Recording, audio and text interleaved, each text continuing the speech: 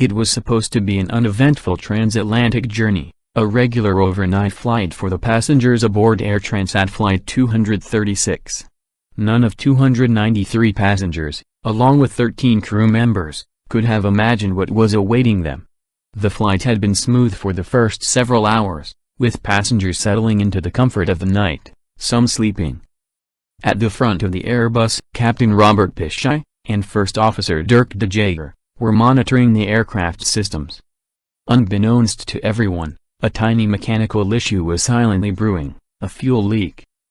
As the plane crossed the vast Atlantic Ocean, somewhere near the Azores, the fuel pressure alarm suddenly sounded in the cockpit.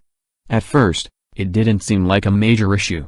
Such alarms could sometimes be triggered by faulty sensors. But within moments, the situation escalated. Fuel levels in the left engine dropped drastically. They quickly realized they were losing fuel at an alarming rate. The right engine soon followed. As the engines went silent, the passengers quickly realized that something was terribly wrong. A female traveler seated in row 12 with her husband recounted the intense fear and uncertainty that swept through the cabin. The engines just stopped. It was an unnatural quiet. You knew instantly something was wrong, but no one wanted to say it out loud. With no airports in sight, and a vast ocean beneath them, the crew faced an impossible situation. The airplane was essentially running on fumes. Captain Piché, a former bush pilot and glider expert, faced the ultimate test. With both engines having failed completely, the plane became a giant glider at 35,000 feet, plummeting toward the ocean. The crew's only option was to attempt an emergency landing at the Jager Air Base in the Azores, a military airfield roughly 100 miles away. But without engines, it was a race against time and gravity. The woman squeezed her husband's hand tightly, trying to make sense of what was happening. She could see the same fear mirrored in the eyes of other passengers. "We thought we were going to die," she admitted, remembering the moment when Captain Piché made the announcement for an emergency landing. "Ladies and gentlemen, we are experiencing a fuel emergency. Please, prepare for an emergency landing." His voice, calm but firm, didn't betray the gravity of the situation, but the word emergency sent a wave of dread through the cabin. Captain Piché had just one shot to land the plane. He had to rely on his glider flying experience to guide the aircraft to safety. With all eyes on the cockpit, and hearts pounding throughout the plane, the Airbus descended, silent but steady.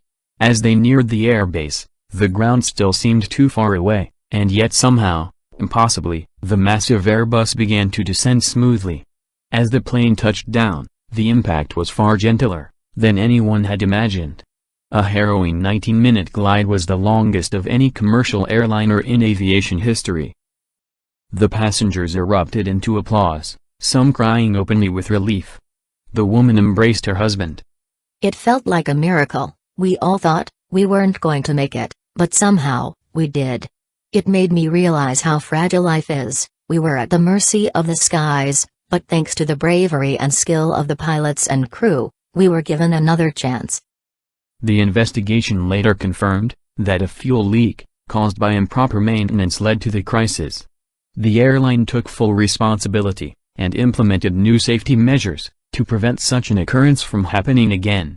But for the 306 people on board Flight 236, the story was one of gratitude, heroism, and a reminder of how life can change in an instant. If you like our content, could you please subscribe this channel, and press the bell icon? This will be of great help to the development of our channel, as we are going to provide you huge amount of interesting information about different places all over the world, and more.